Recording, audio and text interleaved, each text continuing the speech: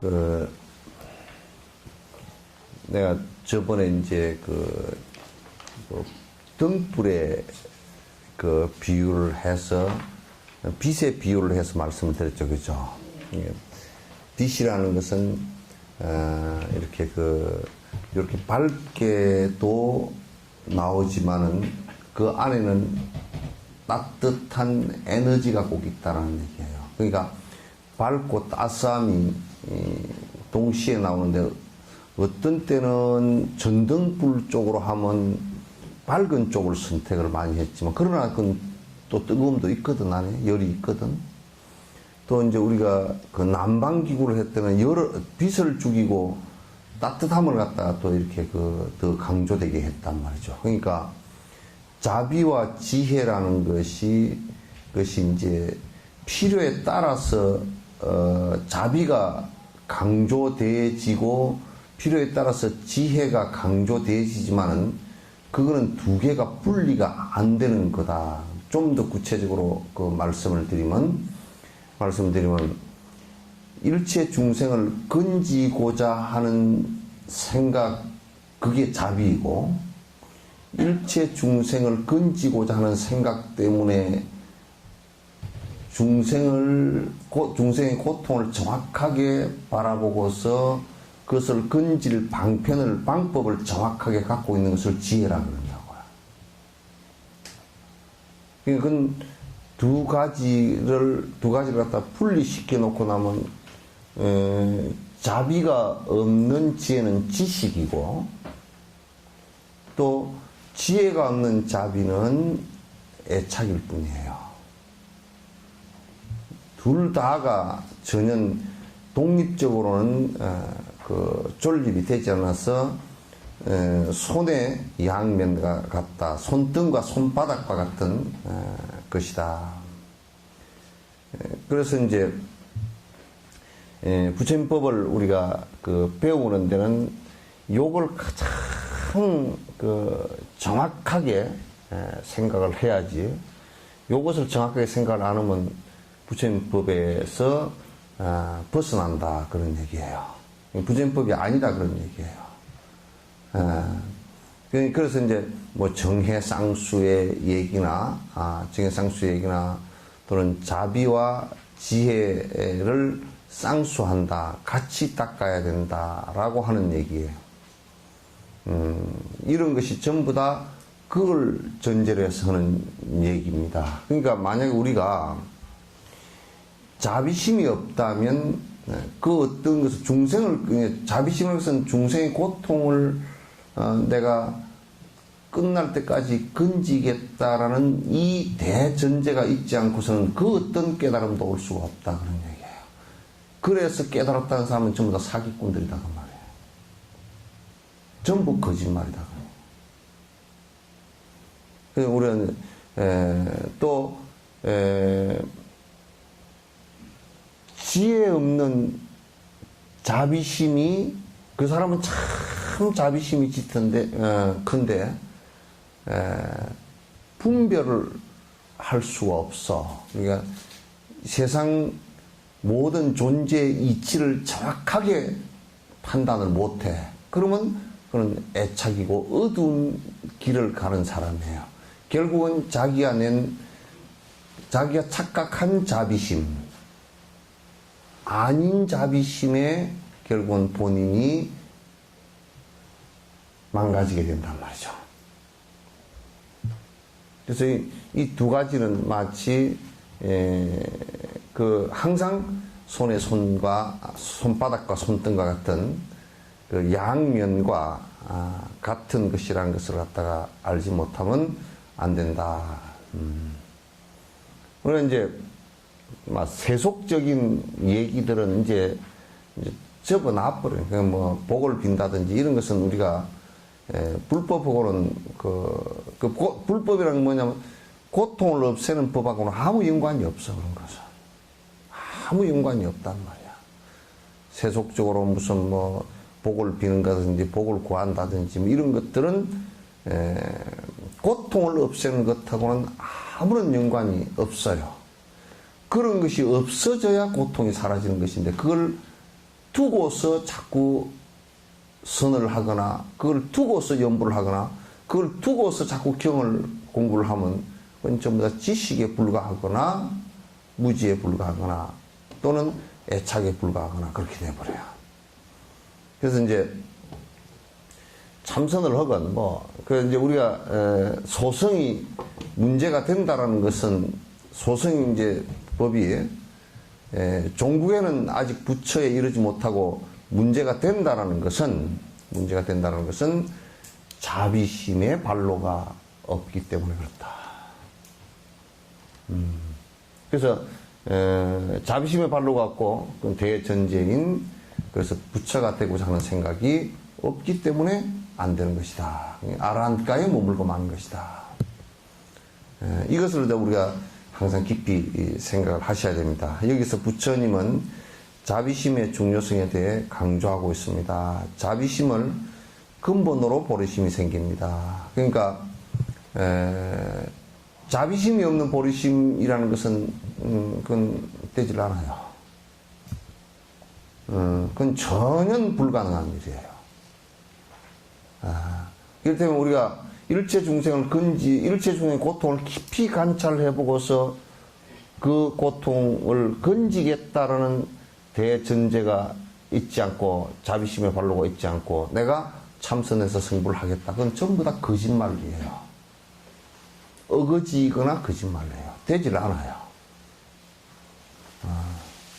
그렇게 해서 만약에 된다라고 한다면 그건 부처님 경전을 전부 다 불태워야 없애야 될 거예요. 왜냐하면 자비심의 반대는 이기심이거든. 그 이기심이라는 것은 욕심을 바탕으로 해서 나온 거란 말이야. 자비심이 없으면 무조건 자비심이 없으면 이기심이 되게 되어 있어. 이타심이 나오질 않게. 자비심이라는 것은 결국 이타심인데 이타심이 없이는 자비심 자체가 나오질 않아요. 그래서 이제 거듭 내가 계속 밝히듯이 기독교건 회교건 할 것 없이 기복이나 이기심 또는 집단 이기심으로 기도를 하면 할수록 그건 더 사랑과 자비에 멀어지게 돼 있어요. 더 깊어지면 깊어질수록 그런 병이 더 깊게 돼 있고 자기밖에 모르고 자기 집단밖에 모르고 남은 죽어도 괜찮은 상황이 벌어져 버려요. 그건 종교도 아니고 아주 나쁜 삿된 집단들이에요. 아주 나쁜 집단들이에요.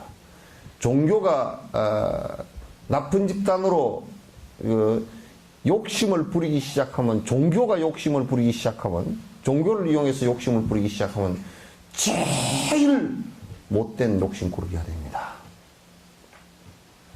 제일 못된 모습이 됩니다. 어디에도 지옥에도 더러워서 넣어놓지 못할 아주 지옥 찌꺼기가 지옥에서도 다 슬러지라 그러죠. 슬러지 찌꺼기 지옥 찌꺼기가 돼버린단 말이에요. 지옥에서 다 건져서 내버리는 찌꺼기가 된단 말이에요.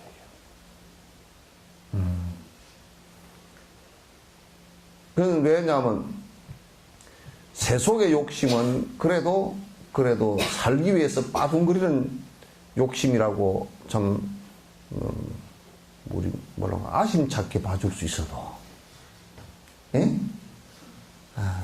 좀 그렁저렁 봐줄 수 있어도 종교의 욕심은 그 안에 그냥 마음 속에서 해서 마음 속에서 집착을 해버리는 것이기 때문에 이건 굉장히 무서운 집단이다 그래요. 그래서 어떤 학자들은 종교학자들은 이 세상에 그냥 종교가 안 생긴 것이 훨씬 더 사람들에게 이익을 끼쳤을지 모르겠다 이런 얘기를 하는 경우가 있어요.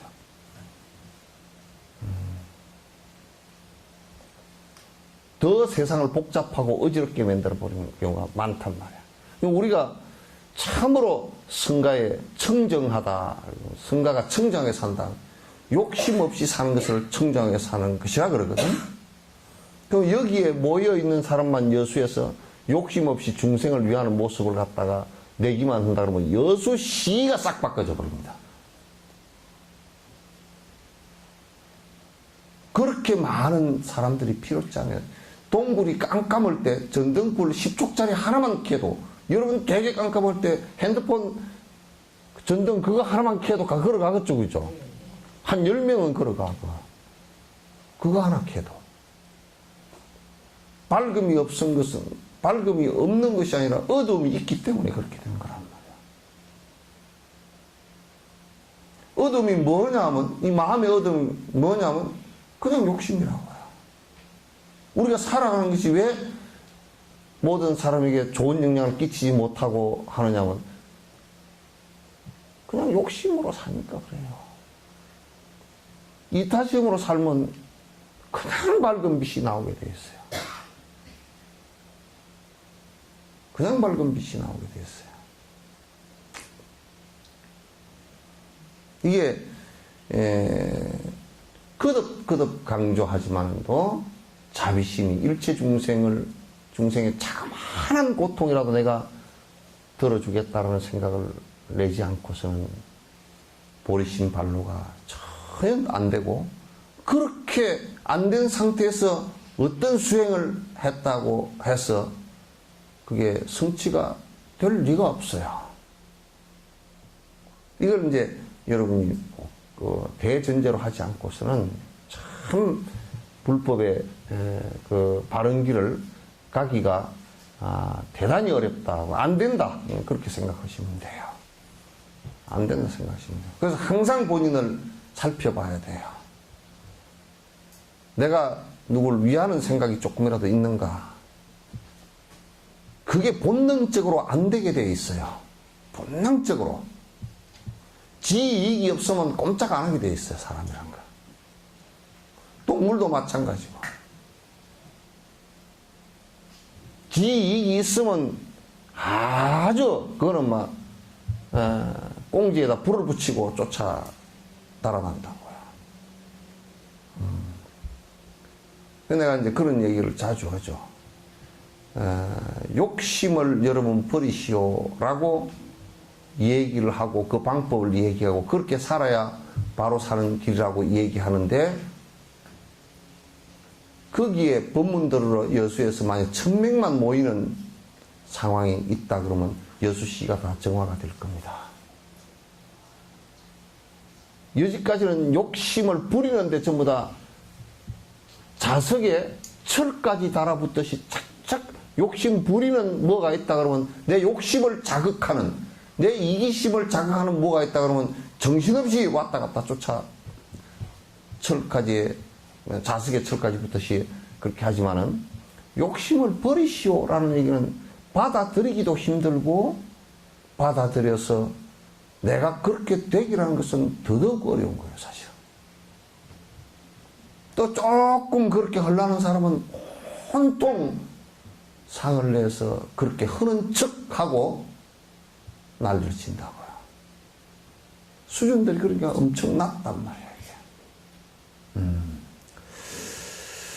이게. 그렇게 누군가가 보살 행을 계속해 나가면 깨달음을 얻을 수 있습니다. 그래서 보살 행이라는 것은 다른 말로 얘기하면 뭐냐면 보리행이란 말이야.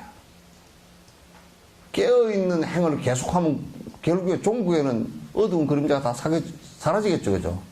만약에 이게 깜깜하다 그러면 자꾸 전등불을 밝혀나가면 도량이 환하게 밝아져 버리듯이 결국은 전등불 딱 켜고 나면 환하게 밝아질 거 아니에요, 그죠? 그와 마찬가지로 내가 보리행을, 보살행이라는 것은, 보살이라는 것은 보리행을 하는 수행자라 그런 뜻이에요. 보디사트바 그러면 보리행을, 깨어있는 행을 하는 수행자라 그런 뜻이에요. 그럼 아직까지 수행이 덜 돼서 해나가는 과정에 있는 사람도 보살이라 그러고, 보살 초지를 넘어서 견도, 그 길을 갖다 확인 다 하고 확신을 갖고서 확인한 사람, 그 사람들은 또 보살이라 그런단 말이에요. 그래서 보리도를 갖다 행하는, 계속 행하는 가면 결론적으로 시간에 조금 뭐 길고 짧음이 있을지언정, 또는 좀 열심히 하고 또 열심히 안 하고의 차이에 의해서 시간이 조금 길고 짧은 것이 있을지언정 안 되는 것은 없다 그 말이에요. 안 되는 것은 없다. 뭐 이 생이 안 되면 다음 생이라도 되고, 다음 생이 안 되면 그 다음 생이라도 되고, 이렇게 될 거라고 우리는 그 인과론에서는 그건 충분히 이해할 수 있는 얘기다 그런 얘기예요. 이 주제의 결론은 자비심 없이는 자신보다 다른 이들을 행복하기 위해 깨달으려는 수승한 마음인 보리심은 일어날 수가 없다는 것입니다. 뭐 이건 너무나 당연하죠. 자비심이 없이, 그러니까 성불은 뭘 성불이라 그러냐면 이타항의 완성을 갖다 성불이라 그런단 말이에요. 그 이타항이 어떻게 해서 일어나느냐 하면, 남을 위하는 행위 어떻게 해서 일어나냐면 결국은 남을 위하는 마음과 나라고 고집했던 이 욕심을 줄이는 것하고는 이게 비례가 된단 말이에요. 내가 이만큼 줄이면 이만큼 나아가게 되고, 저만큼 자비심을 내서 중생을 위하면 내 욕심은 이만큼 줄어들게, 내 욕심을 100으로 놓고 남을 위하는 마음을 100을 낼 수가 없어요. 이게 총체적인 숫자가 100이라 그러면 내가 내 욕심을 50 정도로 줄이면 50 정도가 남을 위하는 마음이 된다 그런 얘기예요. 남을 위하는 마음을 50 정도 내야 내 욕심이 50% 정도 줄어든다. 근데 남을 위하는 마음을 내지 않고 내가 욕심을 50% 줄일 수 있는 방법이라는 거 없다고 말이야. 우리는 그렇게 된다라고 착각을 한다고. 내가 욕심을 안 부리는데 남을 위하는 생각도 없어요. 그건 순사기꾼이야. 정말 대사기꾼이야. 아니, 여기 손을 놔놓고, 손바닥 아니면 손등이지, 응? 나는 손바닥 없는 손등이 있어. 이렇게 얘기할 수가 없는 것과 똑같은 것이다. 그러니까, 이타심에, 저 뒤에 이 봐. 그거는 그동안 통 안 보였지? 제일 뒤에 앉은 사람. 응? 근데 어디 있었어? 예? 여기는 왜 다 비워놓고 어디로 갔어?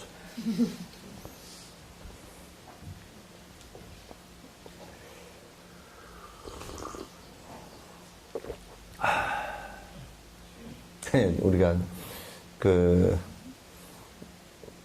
나는 남을 도우는 일도 없지만도 그렇다고 욕심도 별로 안 부리고 삽니다. 그게 사기꾼 가운데 대사기꾼이란 말이에요. 그 무지 욕심 많은 놈들이야.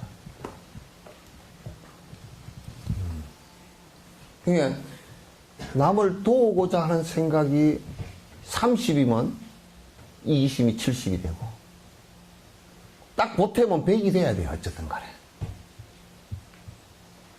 보태면 100이 돼야 돼. 중간이 없어.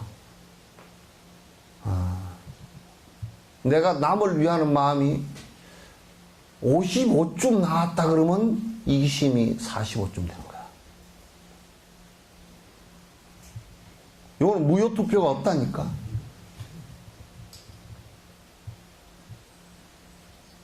그 살펴보면 돼. 내 사는 걸 살펴보면 요거는 객관적인 수치로도 다 계산할 수 있어. 내가 돈을 갖다가 1억을 번다. 나를 위해서 얼마를 썼느냐? 한 9천만 원 썼다 그러면 1,000만 원 밖에 안 돼. 10% 밖에 남을 위하는 생각이 안 돼. 안 돼. 우선 돈으로 계산해 보세요. 돈과 여러분 시간과 이 두 가지로 계산해 보면 내가 얼마만큼 어려운 사람을 얼마나 살필 수 있고 얼마만큼 그걸 갖다 내가 지금 시간과 노력과 돈을 투자하고 있는지를 갖다 보면 그냥 알 수 있는 거야. 그냥 알 수 있어.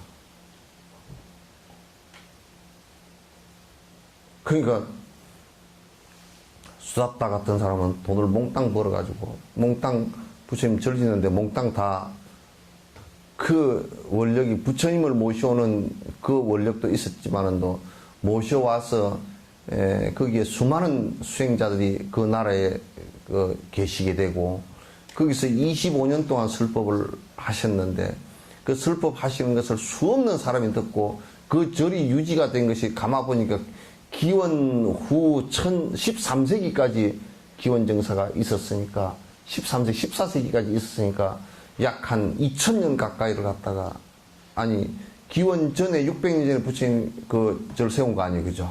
예? 그럼 1400년, 그 2000년 가까이를 그게 그 절이 있어 수많은 도인들이 나오게 된 근간을 갖다가 그 수사타 장자가 했단 말이에요. 근데 그 양반은 절을 지으면서 그랬다고.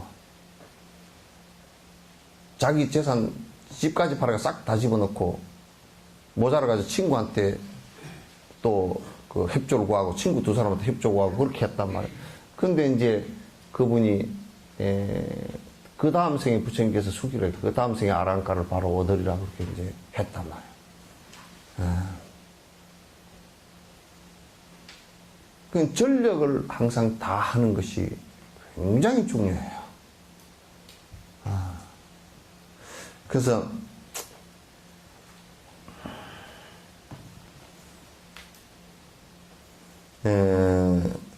이게 그러니까 그 성불이라는 것 자체가 내 성불이 아니에요. 좀 엄격하게 얘기하면 결론적으로 성불이라는 것이 되어 있지만은도 100% 남의 행복을 위해서 한 것 자체, 그게 완성된 것 자체를 얘기하는 것이기 때문에 사실은 내 성불이 아니라고 이게. 그래서 나라는 것이 완벽하게 버려진 것을 얘기하는 것이란 말이에요.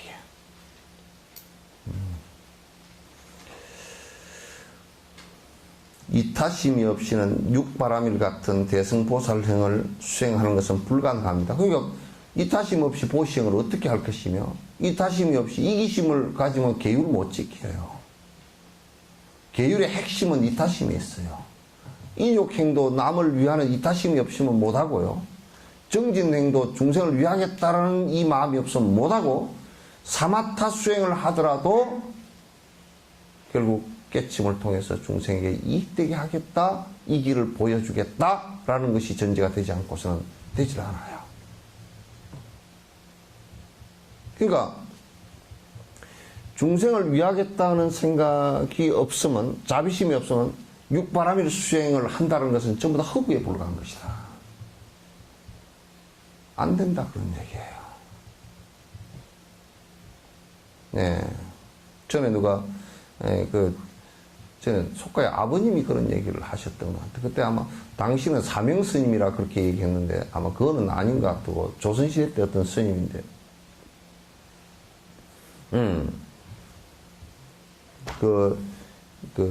어머님이 일찍 돌아가셨어. 그래 새어머님이 오셔가지고 아기를 하나 낳았는데 이제 장사하고 이렇게 돌아오면 항상 새어머니한테서 태어난 얘는 뽀송뽀송하고 얼굴 손발을 만져보면 따뜻하고 감기도 안 걸려있고 그러고 전처의 자식은 계속 옷은 만져보면 두툼하게 입고 있는데 추워서 달달달 떨고 있고 얘가 무슨 병이 있나. 그래서 몇 번을 그걸 그냥 넘어간 거예요. 모르고. 그런데 어느 날 아들이 와서 집에 돌아와서 밥을 먹는데 항상 그 큰아들 밥이 항상 고봉이더라는 거예요. 이게. 그래서 아이고 참 새어머니가 마음이 좋으시고 참 그렇구나. 항상 마음 안심하고 갔다 왔는데 항상 고봉인데 애가 배가 아프다 그래가지고 그 밥을 갖다 고봉인 밥을 아버지가 먹게 되는데 밥 사발 밑에다가 이 사발 있잖아요, 그죠? 여기다가 작은 밥 뚜껑을 안에다 넣어가지고 밥을 위에다 살짝 발라놨어.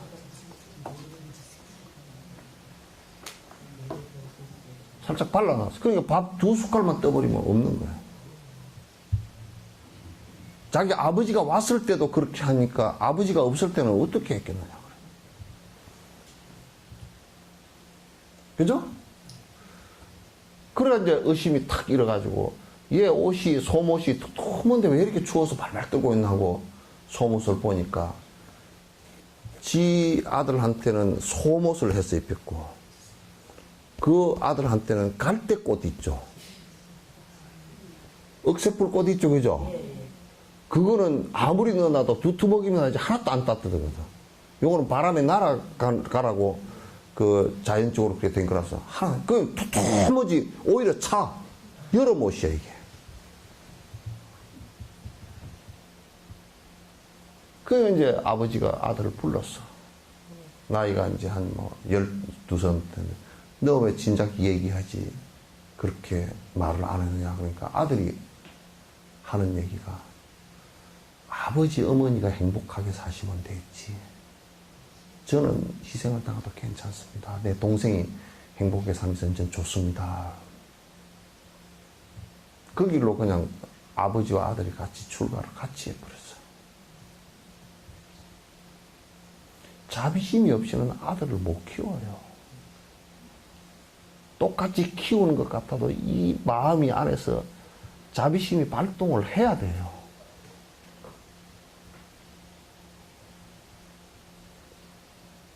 이게 안 되면 그 아이는 크지 않습니다.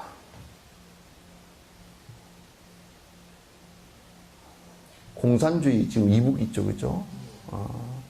자녀를 갖다 국가에서 다 책임지고 키운다 그러는데 그거 웃기고 웃기는 소리예요.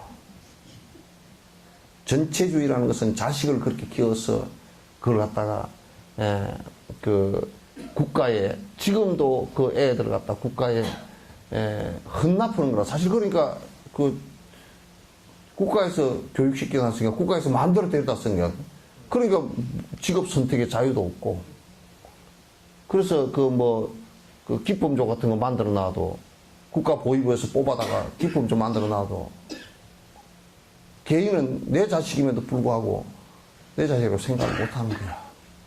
그 아마 이것이 통일되고 나면 그 자체를 그런 생각 자체를 극복하는 것이 굉장히 힘들어질 겁니다. 힘들 겁니다. 만약에 우리가 절에 다닌다고 얘기하고 절에 출가해서 승려라고 얘기하더라도 자비심이 전제가 안 되면 모든 중생들에게 피해를 주는 사람이 될 겁니다.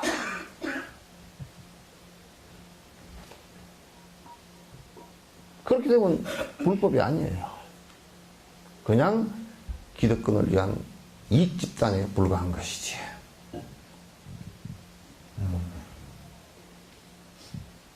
그러니까 중생의 아픔을 관찰할 수 있는 간자재 보살이 다 관찰하는데 중생의 아픔을 관찰하는데 자유자재하고 그래서 천수철학이라 천수철학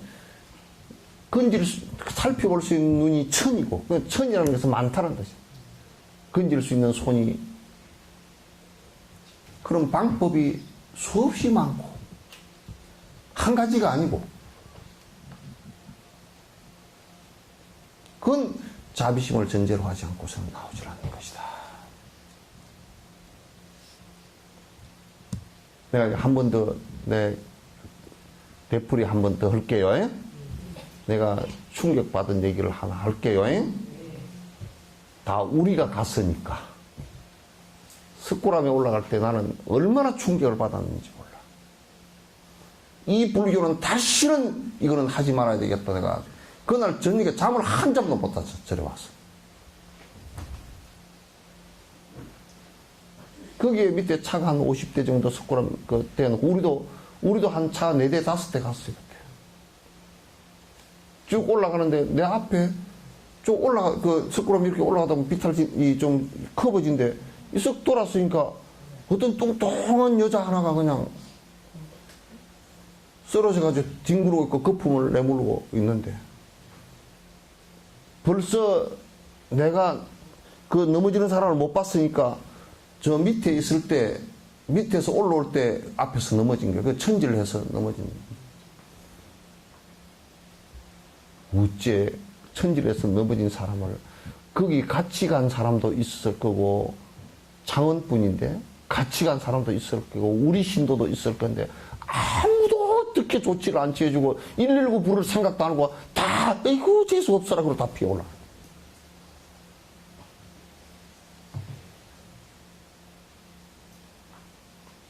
사람이 넘어져서 거품을 내물고 쓰러져 있는데, 거기에, 그러면서 나는 누군지를 모르겠어.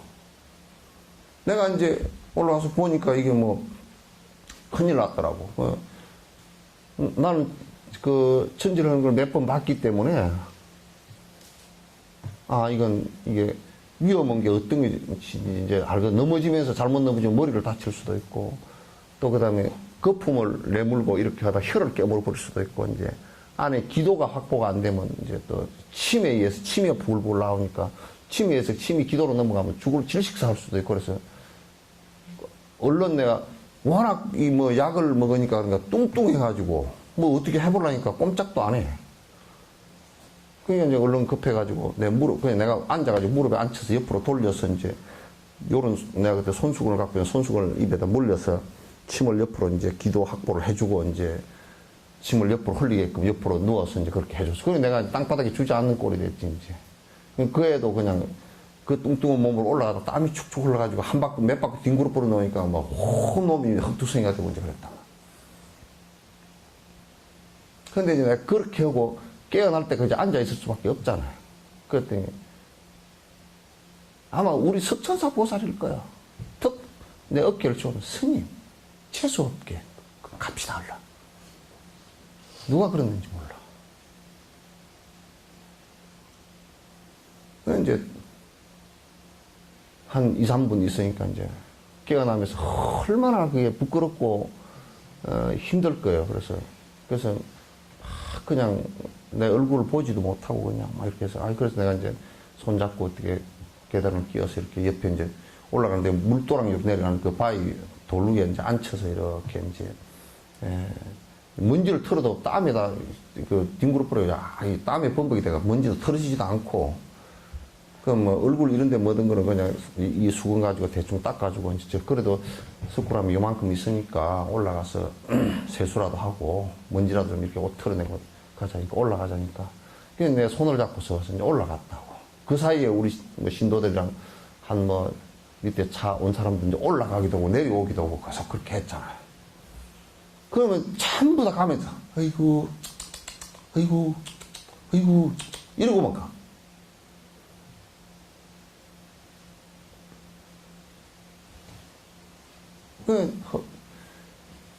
그 석굴암 올라가서 이제 그 물 이렇게 해서 이제 세수하라 그러고, 이제 내 수건도 빨아가지고 이제 옷도 좀 털어주고, 이제 이렇게 그 내려올 때 혼자서 내려올 수 있겠느냐 그랬더니, 이제 그렇게 한번 하고 나면 또 힘이 다 빠져가지고 다리가 후들후들해서 못 내려오니까 내가 옆에 같이 이제 걸어서 이제 내려오니까 그 애가 뭐냐면, 그래도 자기는 석굴암 부처님을 꼭 한번 인사라도 드리겠다고 그래서 내가 이제 같이 올라가서 가니까, 또 이제 우리 석굴암 참 부처님이 그냥 감옥소에 갇혀있어. 유리로 탁 해가 문도 안 열어줘. 그 앞에서 그냥 이렇게, 걔는 석굴암 부처님 보고 눈물을 흘리면서 얼마나 마음에 그 한진 게 많아서 그렇게 했습니까? 내려오면서 막 생각이 나. 가장 우리가 부처님 참배하러 가면서 가장 부처님을 모욕했구나. 나 이런 성지순례는 다시는 내가 안 간다 그랬어.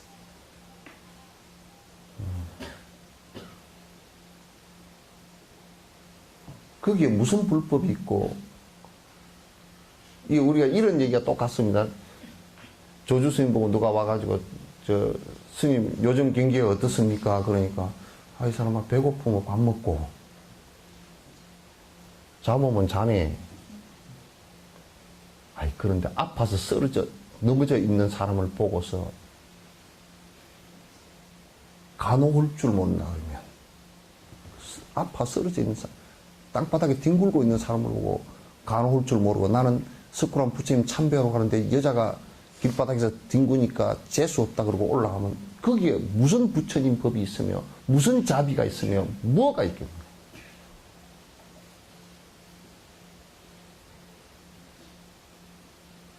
이게 우리 불교의 지금 현 주소라고요.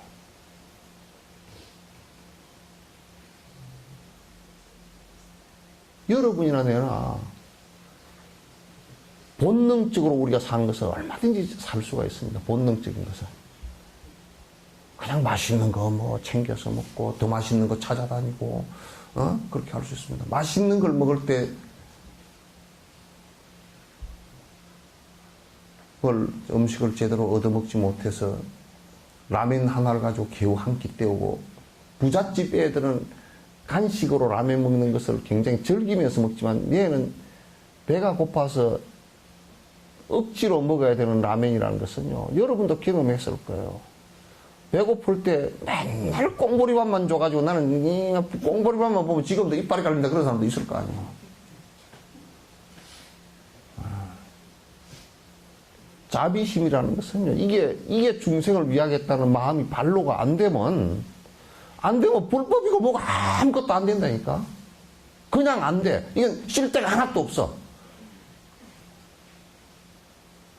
하나도 없어요. 근데 TBS 스님들을 내가 존경하는 것이, 우리는 그걸 몰랐다. 우리가 가다가 뭐 지렁이가 있더니 말든지 그냥 더벅더벅 걸어가다 내가 몸무게나 적게 나가나? 내 밑에 밟혀서 살아날 지렁이가 어디 있어? 다 그냥 큰 트럭에 깔린 사람보다 더 그냥 창자가 터져서 다 풍지박산이 나고 다 그러겠지. 그것도 내려갈 때 턱 밟아버려 봐봐, 그냥. 한 200kg, 300kg 무게가 밟아버린 거 아니야. 가면서 그 길에 나온 지렁이를 갖다가 우리는 그냥 꼬라돈다고 내 생각만 하고서 간세음보살 하면서 가면서 간세음보살 하면서 지렁이를 갖다 수백 마리 죽이고 돌아온 거야, 이제. 생각해보면. 그게 요만한 소록길에 아스팔트가 따뜻하니까 해가 비치면 11월달에 12월달 때 해가 비치면 그 꼬라 도는데 탑돌이 하는데 거기에 그냥 지렁이가 많이 나와 있어, 그 바닥에. 우리는 그냥 뭐 밟히든지 말든지 그냥 뭐 주로 생각도 없이 갔거든. 근데 가면서 보니까 짱들이 전부 다 뭐 젓가락을 나무 젓가락을 하나씩 들고 비닐봉다를 하나 들고 가. 가 보니까 많이 가면 이렇게 젓가락으로 지렁이를 이렇게 집어서 봉다리에다 저 양반이 토롱땅에 몰라. 그랬더니 한 바퀴 다 돌고 이제 올라와가지고 비닐봉다리를 숲속에 잔디밭 있는 데다가 다 이렇게 털어주면서 이렇게 안 밟아주기로. 또 자기만 안 밟는 게 아니라 다른 사람 밟지 못하게 하려고.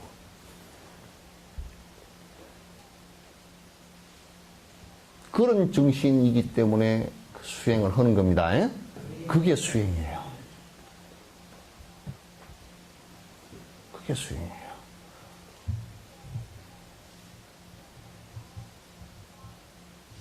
그 정신이 없으면 꼰다리 또 꼬고 앉아가지고 100년을 앉아있어도 썩은 말라 빠져버리는 나무 토막밖에 안 돼.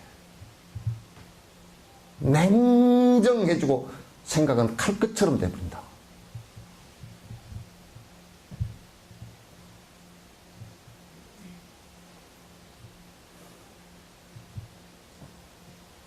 그러니까 이타심 없이는 육바람 같은 대승보살의 수행하는 것은 불가능하다.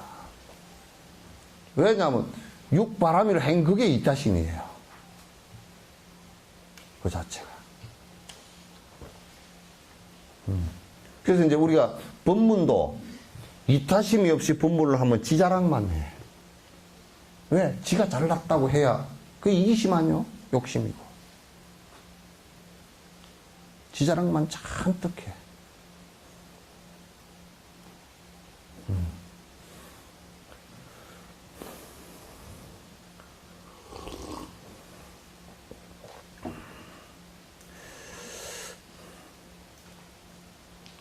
즉 이러한 가정이 없이는 불성을 확인한 일체질을 성취할 수 없습니다.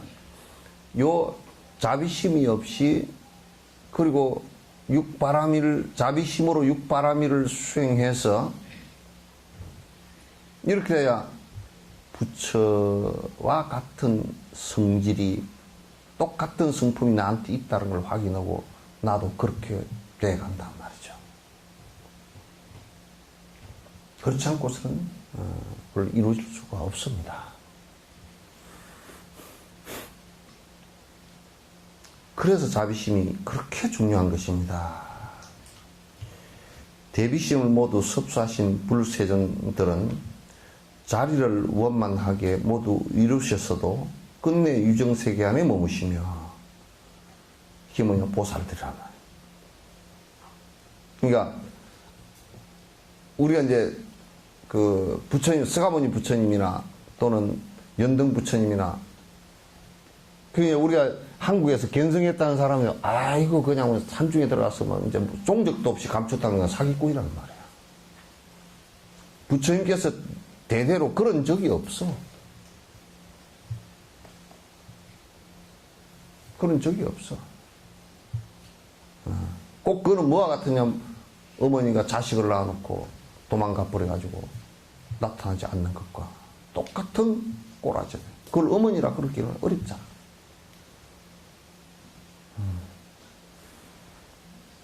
모든 부처님 세존들께서 부처를 이루고 나서 서가모니 부처님도 45년 동안 잠시도 쉬지 않았어요. 모든 당시에 인연 있는 중생, 세연 중생 또는 법연 중생, 무연 중생들까지도 전부 다 한시도 쉬지 않고 법에 안배를 하고 깨달음을 갖다가 이루게 하기 위해서 대자비심을 내셨단 말이에요. 이게 이제 모든 부처님 이 자리를 원만하게 하여 모두 이루셨어도 그건 성불하셨어도 그 얘기예요.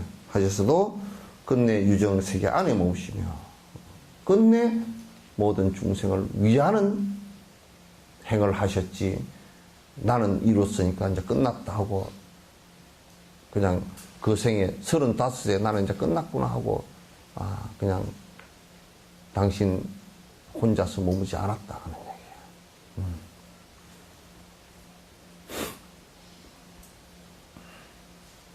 승문처럼 열반의 최고 적정체에도 들지 않았습니다. 그 아라한처럼 말이죠.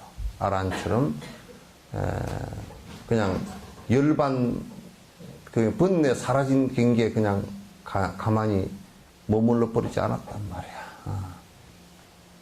내 번뇌만 사라지면 된다 이렇게 생각하지 않았다. 유정을 살펴보시고 열반의 적정처를 불타는 철옥으로 여겨 멀리하시는 세존들께서 이게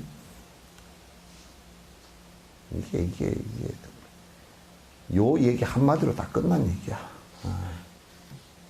일체 유정이 일체 중생이 고통받는 모습을 보고 열반에 혼자 들어서 내가 내 번뇌만 다 하면 됐지라는 생각을 갖다 뭐처럼 생각하냐면 철옥 저 철이산의 지옥처럼 생각했단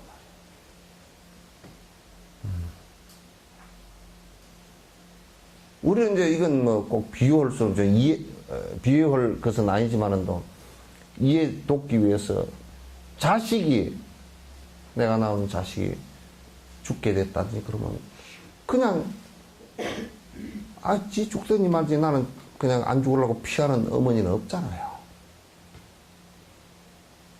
내 편안함과 내 안락은 보지도 않는다고. 내 아들이 만약에 물에 빠져서 허우적거리고 죽게 됐다 그러면 내가 헤엄을 치는지 못 치는지 그것도 생각도 못해.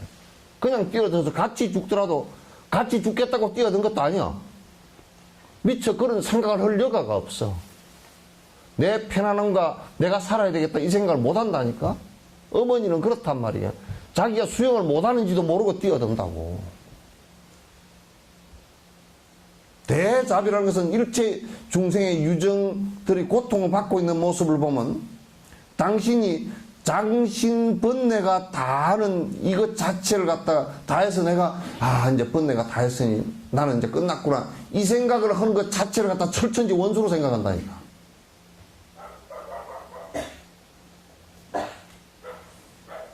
지금 이제 불교를 믿는 사람들이 조금 뭐 법회를 들으면 무슨 그래서 한다고. 이거 신이에요. 나는 이제 저 어디 시골에 가가지고요 집 하나 그냥 이제 퇴직금 가지고 집 하나 지어놓고 그냥 한가하게 살랍니다.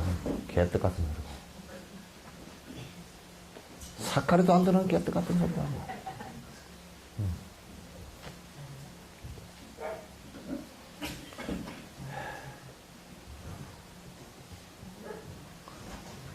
이런 생각을 갖다 이제 하는 것이 보살이고 이런 생각을 하는 것이 부처라고 말이야. 그러니까 우리 유마거사가 그랬잖아요. 언제 병이 다 나을 겁니까? 문수사리 부방자가 어떻게 해서 병이 들었습니까? 중생이 아프니까 들었지. 언제 나을 겁니까? 중생이 다 나으면 낫지.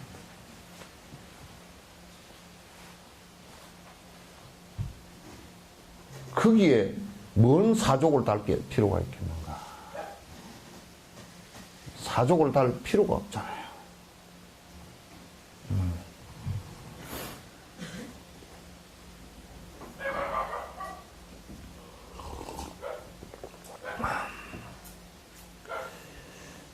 자비심을 수많은 경전들에서도 찬탄하고 있는 것으로 그 중요성은 아무리 강조해도 지나치지 않습니다.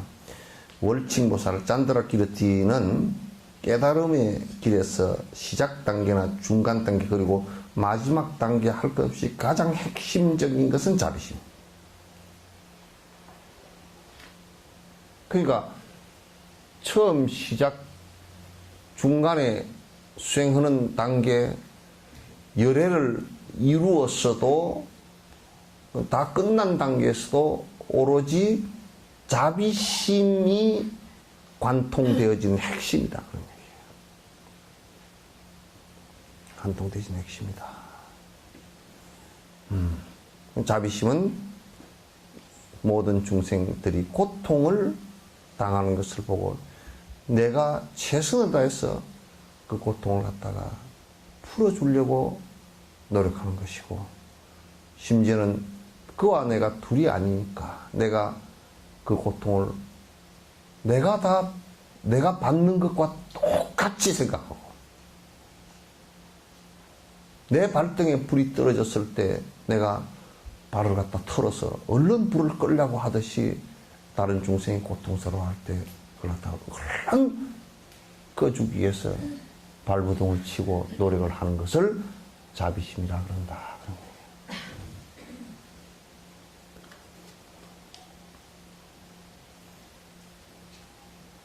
아시겠죠? 여러분이 항상 생활을 하실 때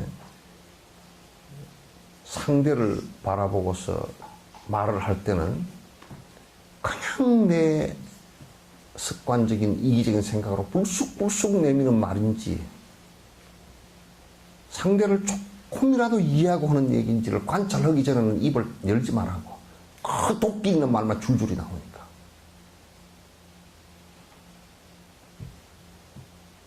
도끼 있는 말만 줄줄이 나옵니다. 전부 지 생각이고 지 이기적인 습관에 의해서 나오는 말들이 되지 않습니까?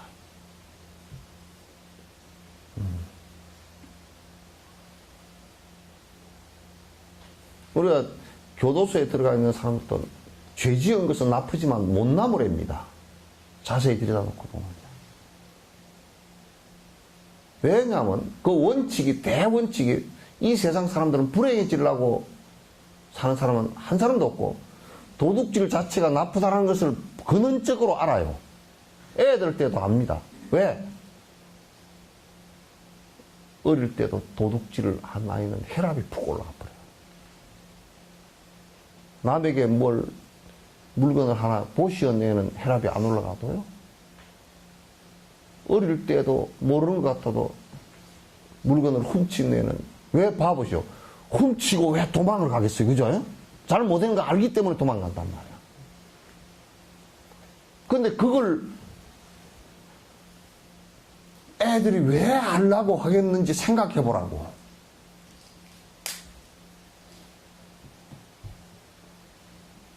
그걸 안 할 수 있는 조건이 돼 있다 그러면 절대 안 합니다. 하라 그래도 안 합니다.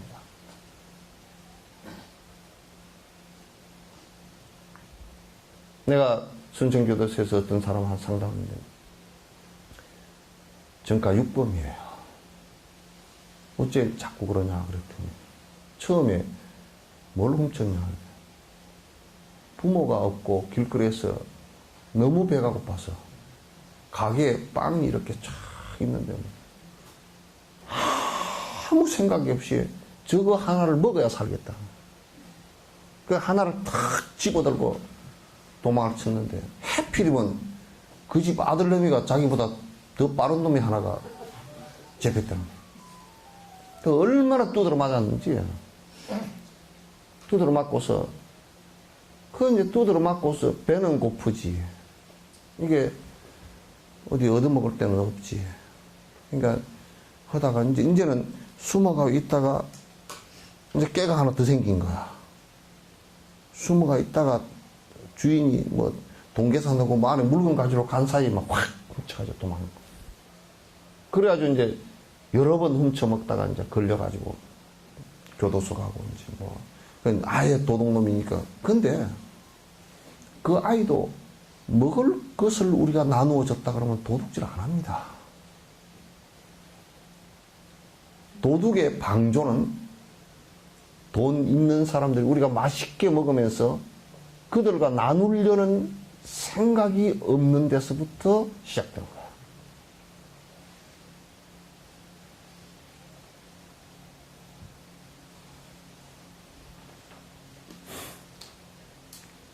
이거요. 그래서 사실은 도둑을 한 사람 볼 때마다 내가 이기심으로 도둑을 키웠구나 하는 자각이 없으면 그 사회는 강력한 검찰과 강력한 경찰과 담 높은 교도소가 있을 뿐이지 수많은 죄인을 만들어낼 뿐이지 실제 그것을 갖다가 도둑질 못하게 막질 못합니다.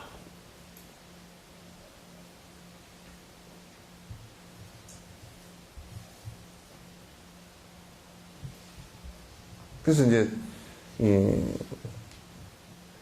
나는 항상 주장할 때 제발 살펴보지 않고 썸뜩 지 이기심으로 욕심으로 하는 말 상대에게 뱉지 마라. 그것은 독침이 돼서 날아가서 상대 가슴에 비수로 꽂힐 수 있다.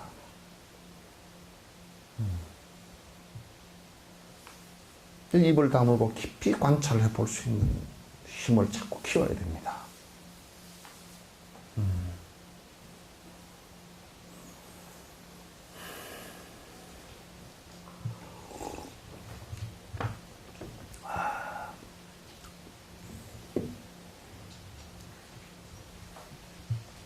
이 얘기를 하고 나니까 내가 마음이 몹시 무겁네.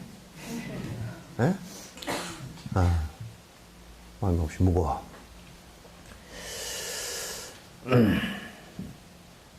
시작 단계에서는 자비심을 근본 바탕으로 해서 보리심이 생깁니다.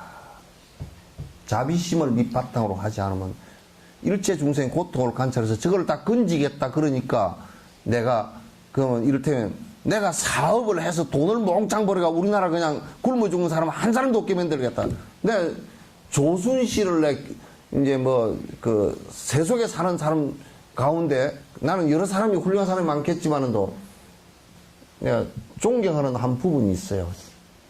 이번에 보니까 어디 뭐 선거하는데 눈썹이 하얘가 나와 있더라고. 텔레비 보니까. 누구 그런데 나와 있더라고. 하여튼 나와 있더라고. 근데 그 양반이 미국을 배를 타고 여객선도 아니고 뭐 찜배를 타고 유학을 간다고 갔는데 학교에 도착하니까 뭐 $50인가 $5인가 밖에 없더래. 미국 학교에. 완전 그냥 맨몸으로 간 거예요. 그래 가가지고. 그래서 이제 그 옆에 학우들이 못 사는 나라에서 왔다고 이제 도와줘서 겨우 어떻게 기숙사 하고 뭐 이렇게 했는데, 그래 이제 교수가 너 뭐 공부할 거냐 그랬더니, 그때는 뭘 공부해야 될지 그 학과 있는 줄도 모르고, 그래가지고, 가만 생각해. 자기가 갈 때 어떻게 우리나라 사람들은 보릿고개를 못 넘어서 굶어 죽어서 부항이 걸려서 굶어 죽는 사람이 많으니, 굶어 죽는 사람 해결하는 학과가 뭔 학과입니까? 그러니까 그게 경제학이더래.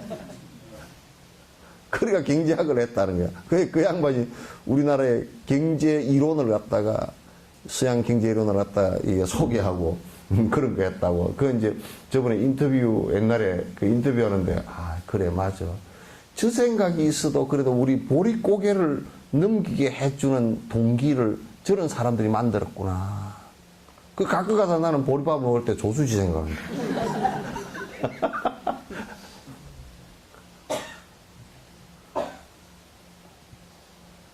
아, 그 생각 한마디가 얼마나 지금 우리 그때 당시 6.25 이후에 굶주리고 보릿고개 넘기고 부항기 들어서 죽고 병들어 죽고 그러면서 이제 우리가 고통을 당했던 그 모습을 보고서 저걸 어떻게 극복했으면 좋을까 하는 생각을 항상 가슴 아프게 생각하고 있었기 때문에 그런 생각이 나오잖아요, 그죠?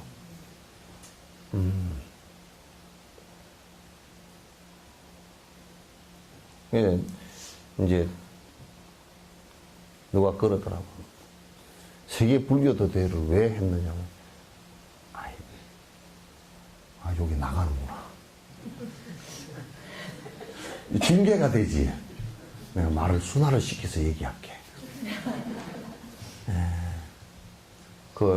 좀 생중계가 되니까 좀 삶아서 뭐 괜찮을 텐데 생중계가 돼가지고.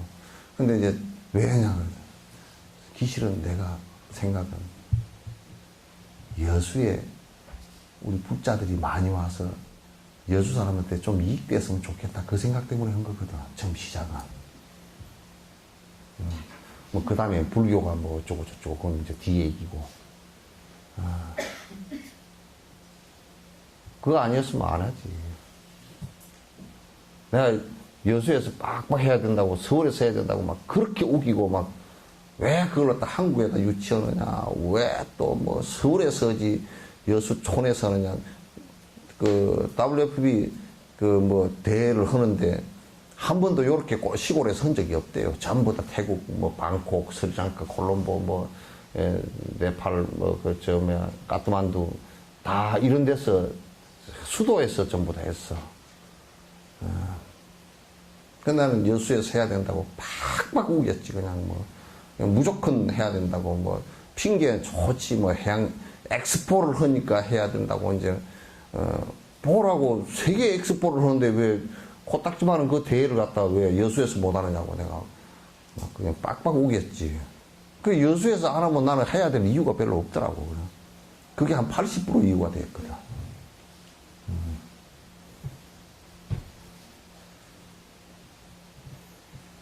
그거 이제 여러 군데서 말을 잘 안 해놓으니까 괜히 그냥 그 엑스포를, 세계 불교대회를 하는 것이 무슨 세계 불교대회 가지고 석전사 무슨 이익이 있으면 아무것도 없었잖아요. 돈만 더 들어갔지.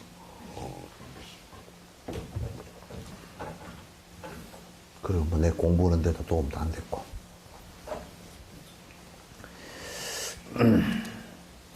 또 보살이 마지막 목적을 이루려면 육바라밀을 수행하는 것은 필수적입니다. 그러니까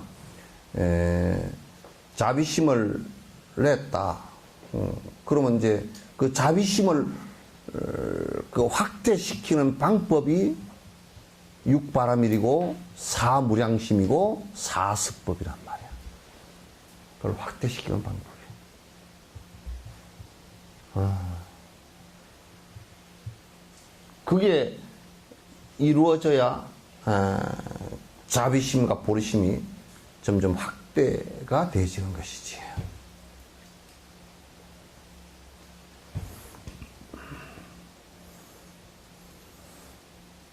중간 단계에도 자비심은 똑같이 중요합니다. 깨달음을 이룬 뒤에도 자비심은 부처님의 무주열반하시는 이유입니다.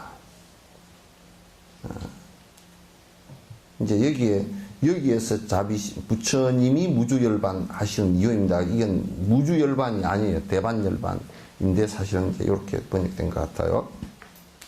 즉 부처님이 깨달음의 지복 상태에 머물지 않고 중생을 위해 일하는 원동력이 바로 자비심입니다. 그러니까 요거 이제 우리가 이렇게 그냥 정리해 버리라고요. 처음 스타트와 중간 단계와 끝 단계도 모두 다 그 자비심으로 관통되어져 있다. 만약에 수행을 했다는데 자비심이 없이 일체 중생을 위하는 큰 원력행이 일어나지 않는다 그러면 그건 깨달은 사람이 아니다, 외도다 라는 것을 우리 결론 지어도 돼요.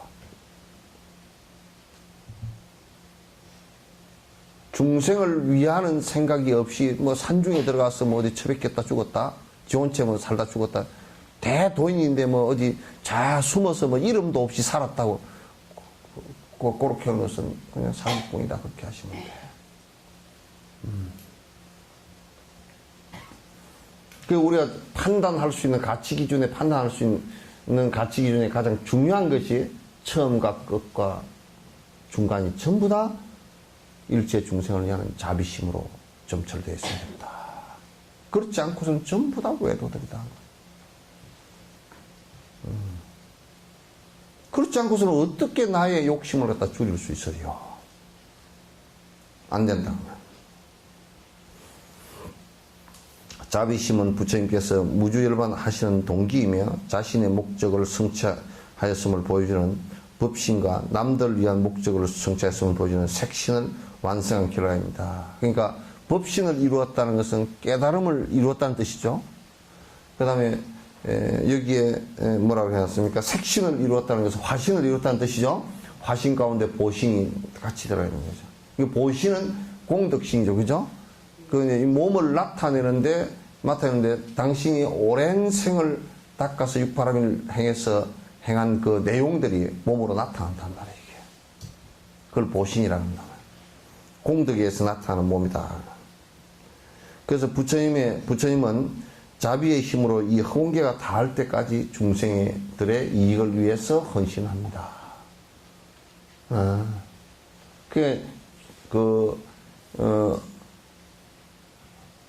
진법계 허공계, 그러니까 이 세상이 다하고 이 허공이 다할 리는 없잖아요, 그죠?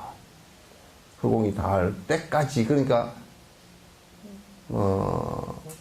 끝없는 노력이라는 뜻이지. 다할 때까지 그렇게 원력을 세워야 돼. 언제까지 하겠다 그건 안 돼. 중생의 이익을 위해서 내가 헌신하겠다.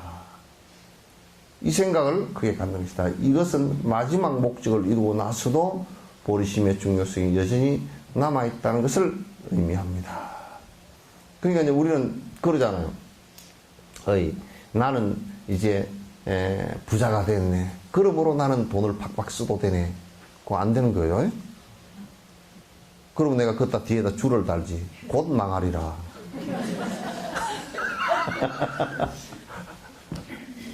요즘 어떤 놈들이 요즘 뭐 수행 풍토가 이상하게 돼가지고 나는 견성을 했으니까 술을 퍼먹고 다녀도 된대. 나는 내 멋대로 살아도 된대. 그거 안 돼.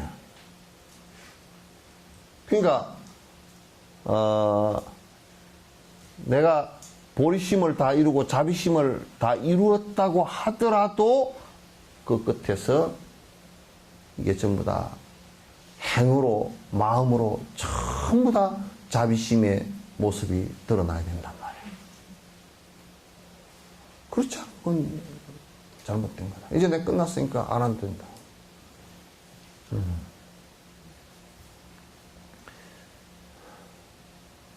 카밀라 신라께서 인용하고 있는 월칙모사를 짠디라키르티의 다른 논문에서도 이 주제에 대한 정당성을 뒷받침하고 있으며 또한 대중들에게 많은 설득을 얻고 있습니다.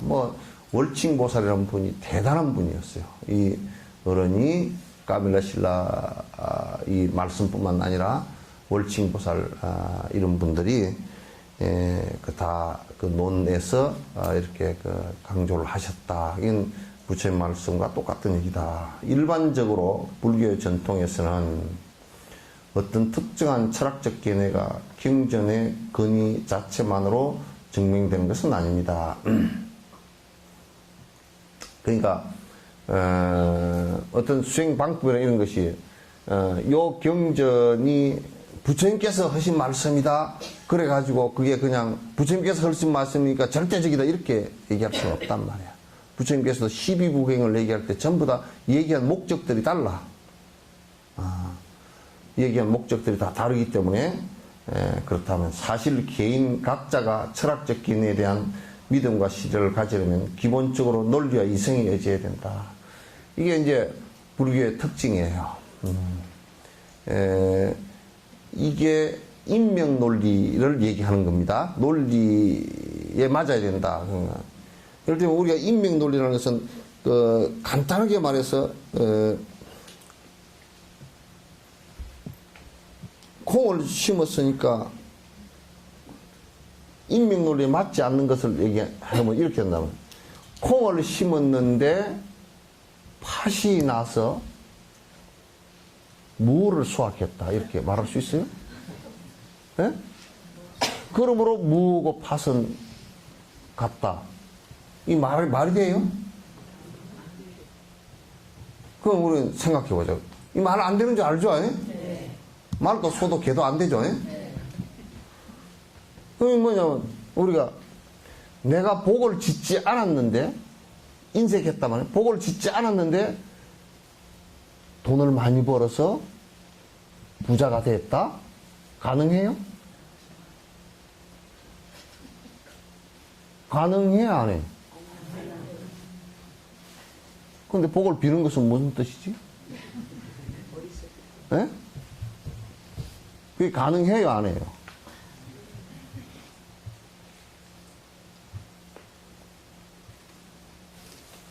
근데 저 사람은 아주 주먹을 잘해가 맨날 뭐 한 대씩 쥐어박아 남을 쥐어박았다. 그런 거로 그 사람은 모든 사람이 존중해서 잘 살았다더라. 그게 말이 돼요? 저 사람이 주먹질을 잘해서 맨날 두드려 맞고 또 뒤에 너 늙으면 보자, 힘 빠지면 보자 하고 한 사람이 꼬드는 사람이 꽉 찼다. 그래서 어느 날 72살 먹었는데 30년 전에 두드려 패놓은 놈이 30년 뒤에 와가지고 72살 먹은 놈을 두드려 패놔가지고 그냥 이빨이 빠지고 그랬다. 이제 논리적으로 불교에서는 원인 있고 조건이 있고 결과가 나온 것을 갖다 논리적으로 증명이 안 되게 안 되는 그 어떤 행위들도 인정을 안 한단 말이야.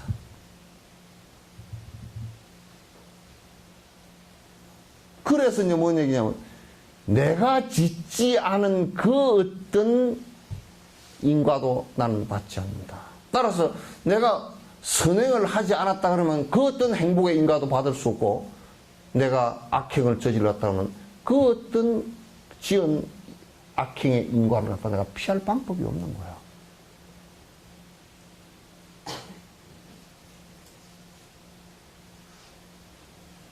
그렇게 되겠죠?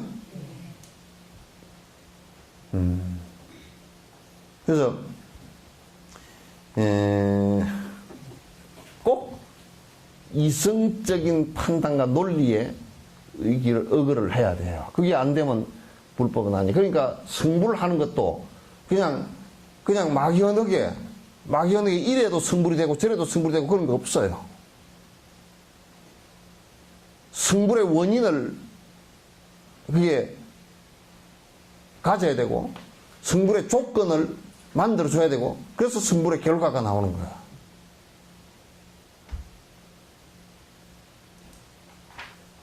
그런데 이제 우리는 원인과 조건도 없이 그냥 하면 갑자기 된다는 거야. 황당한 얘기지.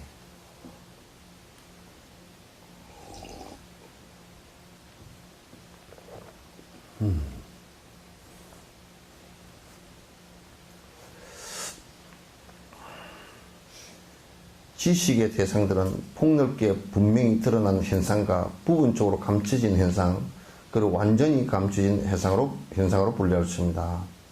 분명히 존재하는 현상을 논리적으로 증명할 필요는 없습니다. 그것은 직접적으로 경험하고 이해할 수 있으며 직접 확인할 수 있는 것들입니다.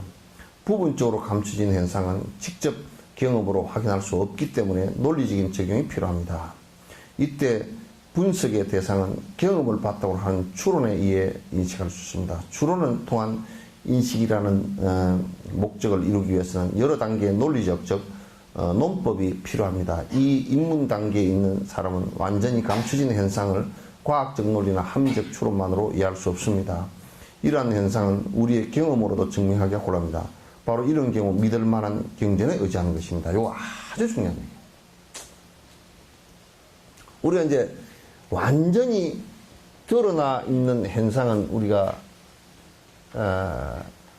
그냥 그럼 설명할 필요 없이 완전히 드러나 있는 것은 이를테면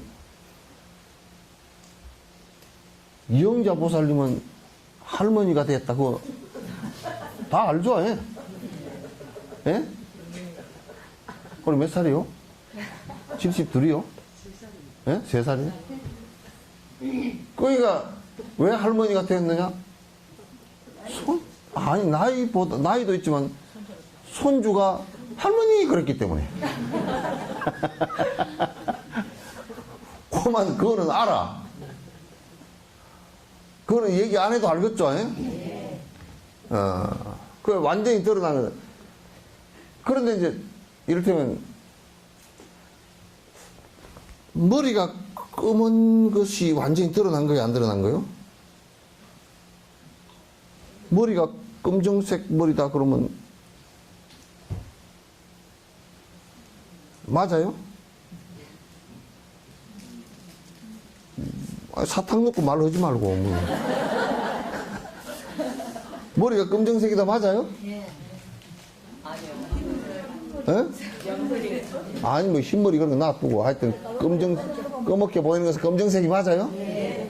그런데 이게서 이제 숨어 있는 것을 갖다 우리가 알라 그러고 머리가 검정색이라는 것은 표피적인 얘기란 말이야. 표피적인 얘기. 그럼 이제 내가 이제 머리가 검정색이 아니라는 걸 증명해 볼게. 자, 첫 번째. 깜깜한 밤중에도 검정색이요? 아, 얘기해봐. 빛이 하나도 없는 데서 검정색이요? 머리가? 아, 그러면 틀렸네, 벌써 답이.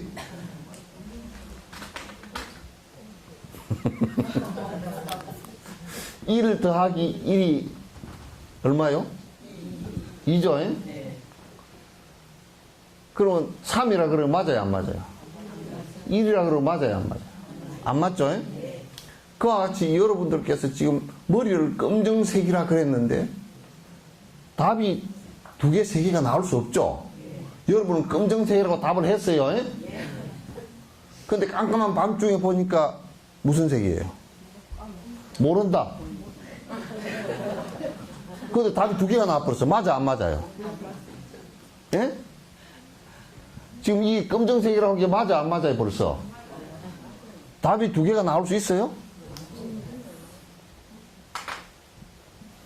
그럼 머리가, 다시 물을게요. 머리가 검정색입니까? 무슨 색입니까? 예? 그럼 머리가 검정색입니까? 빛이 없으니까 검정색이 안 보이죠? 빛이 검정색입니까? 머리가 검정색입니까? 빛이 검정색입니까? 근데 왜 머리가 검정색이라 그랬어?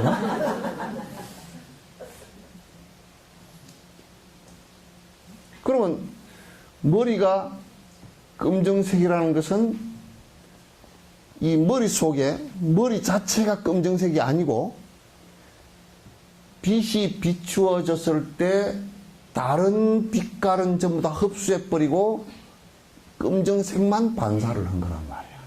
반사하는, 검정색을 반사하는 물질이 거기에 있어. 자, 그러면 머리가 검정색입니까? 반사하는 물질이 검정색입니까? 또 말을 바로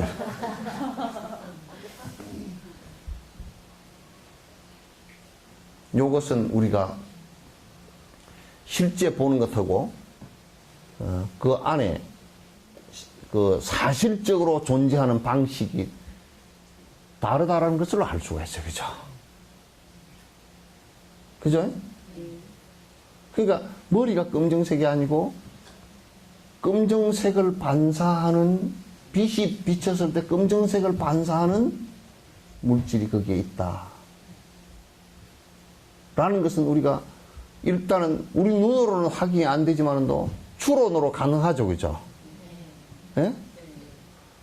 그럼 이제 우리가 여기서 앉아서, 만성리에서 기름 냄새가 푹 나네. 저번에 났죠? 예? 그럼 내가 이제 설에 흥국사 갔다 나오면서, 어이, 기름 냄새가 나네. 그 기름 땡겨 터졌나? 나는 추론이 가능하죠. 그죠? 기름 냄새가 확 머리가 아프다고 나는데 이건 원유 냄새야. 나는 그걸 내 감각과 경험에 의해서 안단 말이지. 그러면 이제 그쪽 기름 탱크가 터졌나 보네. 이렇게 되잖아. 그지? 그건 이제 추론에 의해서 아는 거란 말이야. 저 산 너머에서 연기가 올라오네. 그 밑에 불이 있구나. 그래서 내가 보고 듣지 않았는데 연기를 보고서 추론을 해서 아는 거야. 그러죠? 그거는 우리가 직접 보고 아는 것하고 또 논리적으로 추론을 가지고 증명하는 방식이 있다. 불교는 직접 보고 아는 것과 추론을 가지고 아는 것이고, 그 다음에 아주 감추어져 버린 내용은 연기도 안 올라온다. 그 이제 어떻게 하냐면, 그 공수특전단들이 가서 요즘에는 이제 밥을 해 먹을 때 밥을 그 연기가 노출이 되면 전쟁 때 노출이 되니까 공격을 당하거든. 그러니까 요즘에는 이제 연기 안 나는 그 고체 연료를 가지고 해 먹거나, 안 그러면 그 봉지 속에 들어있는 것 미리 된 것만 가지고 다니다 먹고 그러거든. 근데 옛날에는 어떻게 했냐면, 연기가 제일 안 나게 하려고 그러면, 연기는 언제 나면 괜찮겠어요? 밤에 나면 괜찮아. 냄새가 있잖아요. 예? 저 멀리 있는 거예요. 근데 이제 낮에는 연기가 나면 보이죠? 낮에는 할 때 뭐라 하냐면, 쌀이 나무 있잖아요. 쌀이 나무 끝에 가느다랗게 난 빗자루 그 끄트리처럼 된 걸 요걸 싹 꺾어가지고 불을 때면 연기가 안 나고 그냥 불만 쫙 붙어. 그걸 가지고 밥을 하는 거야. 그러면 이제 그 밑에서 밥을 해도, 산 밑에서 밥을 하는데 요쪽 산 뒤쪽에서 연기가 안 올라오니까, 불도 안 보이고 연기도 안 나오니까 모르는 거야. 그러면 아주 감추어진 내용. 그죠? 아주 감추어진 내용은 추론으로도 안 되고 안 되는 부분이 있어. 그러면 아주 감추어진 내용을 우리가 쉽게 알 수 있는 방법은 그걸 체험한 부처님이나 대승자께서 하신 말씀을 의지해서 알아낸단 말이야. 그걸 성을량이라 그래요. 그러니까 혈량, 이 지금 이게 인명 논리에서 지금 얘기하는 거예요. 그러니까 직접 드러난 것은 직접 보고 하는 거. 그 다음 비량. 요것이 있어, 요게 난 거 보니까 그것의 원인은 무엇이기 때문에 그걸 아는 것. 의사들이 대부분 비량을 가지고 많이 알아. 직접 내시경을 가지고 확인하는 것도 있지만도 비량을 가지고 지금 이런 증세가 나타날 때는 어떤 것이 병이 있을 것이다 라고 추론을 해서 확인을 한단 말이에요. 이제 그런 것처럼 그렇고, 그 다음에 아주 숨어버린 것은 잘 못 찾아. 그러면 이제 이건 성을량이라고 해서 그 부분에 도달한, 일체 종지를 이루어서 도달한 사람의 말을 듣고서 그게 있었구나. 그건 부처님께서 말씀하신 건데, 핵심적인 가장 중요한 것은 공성이란 말이야. 그 전에는 사람들이 뭔가 변치 않는 어떤 것이 있다라고 생각을 했던 거야. 아무 증명할 수도 없는 것들인데. 그러나 부처님께서 이제 일체종지를 이루고 나서 보니까 그런 것은 없다 그런 얘기야. 모든 것은 인과 연에 의해서 일어난 조건들의 모임일 뿐이다. 그래서 온 그래 쌓여서 이루어졌다 그렇게 얘기하는 거예요. 믿을 만한 경전에 의지한다는 것은 성인의 말씀에 의지한다는 뜻이죠. 그죠? 그래서 이거는 성을량 성인의 말씀에 의해서 내가 안다. 내 그 생각을 갖다가 정리한다. 그런 뜻이에요. 먼저 권위 있고 믿을 만한 그 경전의 가르침이 있어야 합니다. 마찬가지로 유효하고 믿을 만한 스승의 가르침으로서 이것이 증명되어야 합니다. 경전의 권위는 직접적인 인식에 입에되지 않는 분명한 현상에 대한 가르침이나 추론에 입에되지 않는 부분적으로 감춰진 현상에 대한 가르침, 그리고 믿음의 근거에서 추론적인 인식에 입에되지 않는 완전한 감춰진 현상에 대한 이중 삼중의 분석에도 틀림이 없어야 됩니다. 그러니까 이게 뭐냐면 혈량으로 들여다봐도 옳고 비량으로 보더라도 맞고 성인의 말씀에 비추어 봐도 맞아야 됩니다. 크로스 체크가 되어서 전부 다 맞아야 된다. 그런데 우리가 이제 보통 얘기할 때 우리가 고집하는 생각들 있잖아요. 그죠? 그러면 사실상 다른 것하고 비교해서 그러면 이게 옳은 사항이고 부처님 말씀과 비추어 봤을 때 옳은 얘기냐라고 했을 때 옳지 않으면 자기 고집일 뿐이다. 그런 얘기야. 그건 자기 고집. 그건 맞지 않은 얘기다. 대부분이 이제 수행을 했다는 사람이 그런 자기 고집 속에 빠져 있는 경우가 상당히 많아요.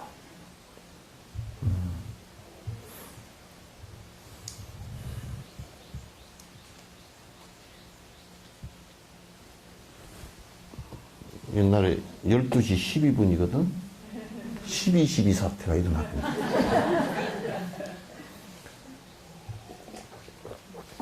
그래서 이제 우리도 12 사태를 일으킵시다. 이제 그만합시다.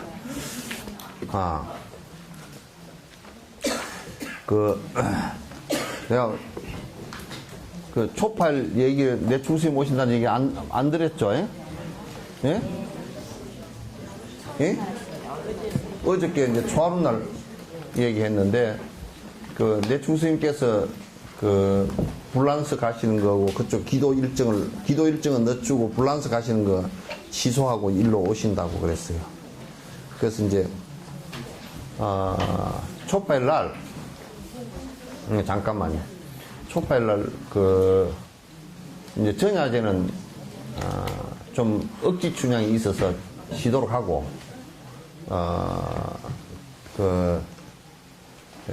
오전 10시에 우리 이제 그 기도하고 공양 올리고 기도하고 공양 올리고 그다음에 그 티벳의 내충스님께서 같이 한 5분 정도 오실 거거든요. 오실 거니까 기도 이렇게 스님께서 이제 한 1시간 정도 하시고 이제 법문 하시고 그다음에 욕불을 하면서 이제 내충생에서 또 가피해 주시고 그다음에 이번에는 이제 그 정확하게 될지 안 될지 아직 모르겠는데 개수가 그렇게 나올지 차에 다는 그 부처님 있잖아요. 그 차에 이게 앞에 그 룸미러에 다는 부처님 이제 좀 여러분 천천히 다니시고 항상 부처님 생각하면서 다니시고 사고 좀 덜 나라고 천천히 다니고 그러라고 이제 그걸 좀 이렇게 다 한 분씩 이렇게 드렸으면 좋겠다 이제 그렇게 생각합니다. 그래서 이제 욕불을 해서 쭉 갈 때 그렇게 하고 그 다음에 가피하고 그 받고 떡 받고 해서 공양하고 바로 공양 다 한 사람은 부처님 사리를 여기다 모실 거거든. 사리가 오게 된 연유가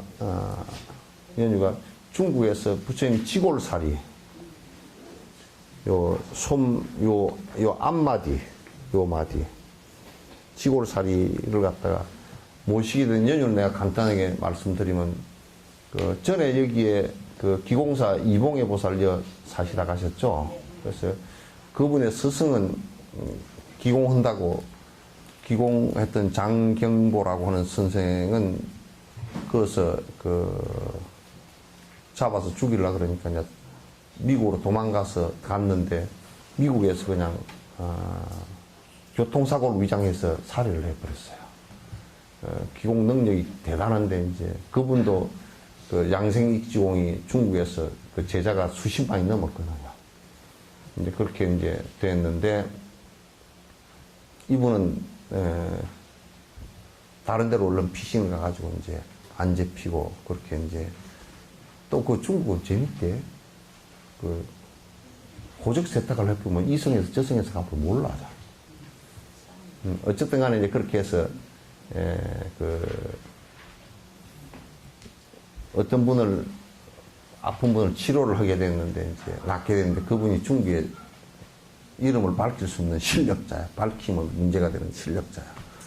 그래서 이제 그분께서 신심이 아주 장하시고 그래서 그분이 문화혁명 때 이렇게 사리를 모셔뒀던 그래서 문화혁명 때 탑을 전부 다 막 훼손하고 그래가지고 사리함이 나뒹굴고 그럴 때 이제 그분이 전부 다 수습을 해서 했는데 지골 사리도 그때 이제 나온 거라.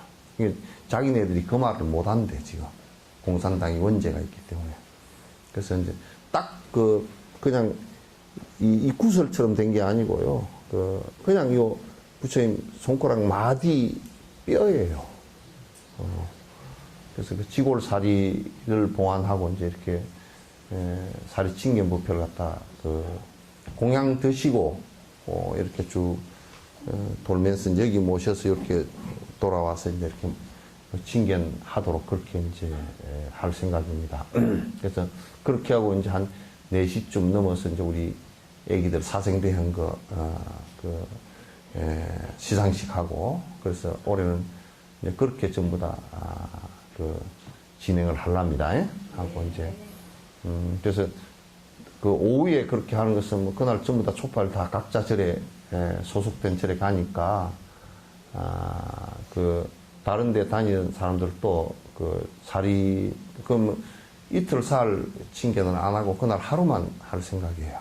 하루만 집중적으로 해서 순천이나 또는 광양이 좀 가까우니까 오셔서 다들 칭견하시는 것은 좋을 것 같습니다. 그렇게 이제 하고 그 다음에 25일 날은 불교예술제를 하는데 시에서 한 1,300 정도 지원이 있고 좀 더 많으면 좋은데 이제 그렇게 되지 않아서 자그마하게라도 꼭 이제 이걸 이어서 내년도 정도에는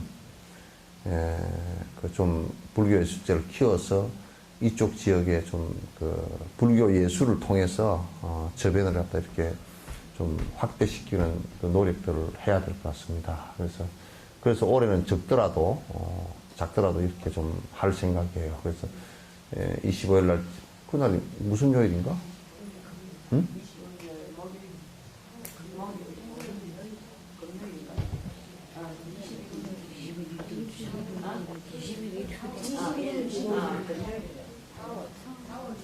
응?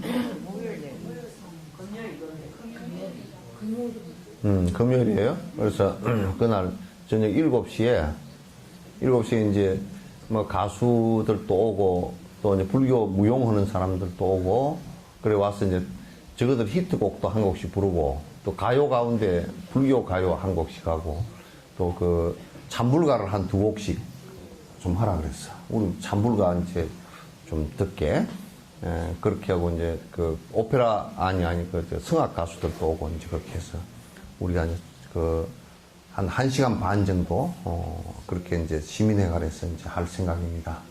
그렇게 생각하시고 주변 분들에게 이제 다음 주쯤 이렇게 오면 좀 초청장 다 들고 그 다음에 뭐냐면 안내장 띄울 때 그 안에 전부 다 이렇게 드릴 테니까 다 갖고 오십시오. 예? 갖고 오면 그날 경품을 하려고 그래요. 자동차인데. 예? 장난감 자동차 말고, 예?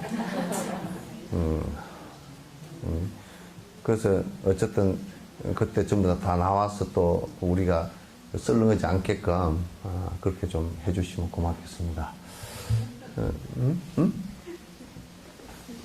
그리고 지금 강양에 범일 스님이 여기 절이 그 희한하게 뒤에 이게 탑이 그 뒤에 탑이 전라남도 문화재예요. 그래서 이게 고려 때 된 탑이에요. 그래서 그 앞에 대웅전을 갖다 지어서 이제 낙승식을 12일 날 하게 되니까 그날 12일 날 차 한 대 해서 한 대 하든지 두 대 하든지 하여튼 갈 사람들은 요 어디야 사무실에 좀 그거 해주십시오. 차를 어떻게 빌려야 될지 두 대를 해야 될지 한 대를 해야 될지 모르니까 그렇게 좀 해서 여기서 시민회관 앞에서 그 10시 한 40분쯤 스타트 합시다. 그러면 이수인 대교 넘어서 가면 뭐 10시 조금 넘어서 도착하니까. 아니 9시 40분. 10시 40분이 아니라 9시 40분쯤 그렇게 출발하도록 그렇게 하겠습니다. 그러니까 가실 분들은 요 사무실에 좀 연락해서 좀 인원 체크를 좀 하십시오. 예. 그렇게 합시다. 끝내겠습니다.